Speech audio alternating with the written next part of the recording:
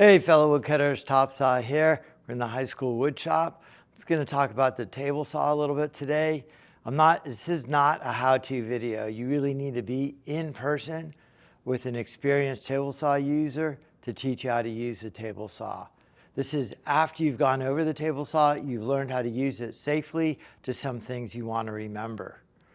Okay, so first thing you're going to do, you're going to approach that tool, see if you've gone through the appropriate training to use it safely, and if you feel comfortable to use it safely.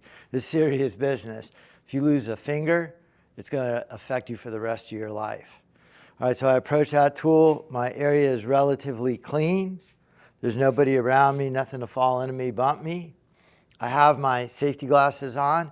These are polycarbonate plastic, so they're safety glasses as well as my regular glasses. I usually use some sort of earplug. And then because the vac system in this shop is so good, I don't need a dust mask. But cool decorative ring from Ridge right here.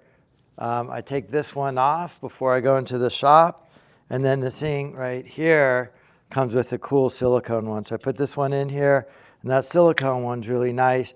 If something were to catch on it, it would just break away. So it's really a good safety feature as well. And that's from Ridge. Okay, as I stand before I start here, the dial in the front is blade height. This dial right here is bevel, brings that blade over to set an angle. I kind of want to start with the blade height a little bit above the height of the wood, showing through a little bit. And I also want to use a square with the power off and make sure the tabletop to the blade are perpendicular. Again, this isn't a how-to video, it's just an overview. So this thing right here is a splitter. I could remove that splitter and put in the whole guard. That will always be safer.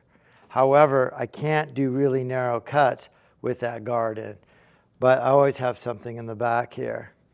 This wood is surface 1, 2, jointed on this edge, and then now I'm going to surface this side right here. When I cut with the grain along the length of the board, that is called a rip. So I'm going to set this up here. It's a really wide cut, so I do not need a push stick. I'm conscientious of both where the blade and my fingers are at all time, and I'm conscientious of a potential kickback. So it's up on the fence. I push through all the way past the blade, and I turn off. Don't reach in there for any scraps or anything. Wait till the blade comes to a complete stop. Then I kind of want to clean up. So again, that was a rip along the fence. The next cut to surface 5 and 6 are cross cuts. I could do them a few different ways. One way to do those is a miter gauge. Goes in the miter slot. This thing sits right in here. Again, I want to check that this and X and Y are perpendicular, and this would be X and Z are perpendicular. So it's in 3 planes. So now I'm going to cross cut this way. Again, just surfacing to guarantee this edge is perpendicular to this.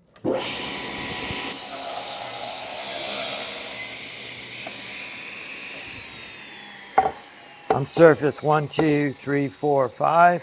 Now I'm going to surface my 6th side.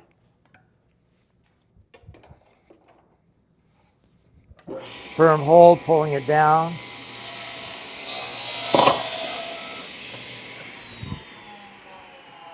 Again, this cross cut on a miter gauge. So those are 2 ways to cut on a table saw. There is also a 3rd way to cut on that table saw, and that's with the tenoning jig. When you're done with the tool, it always goes back to a certain place so the next person doesn't have to look for it.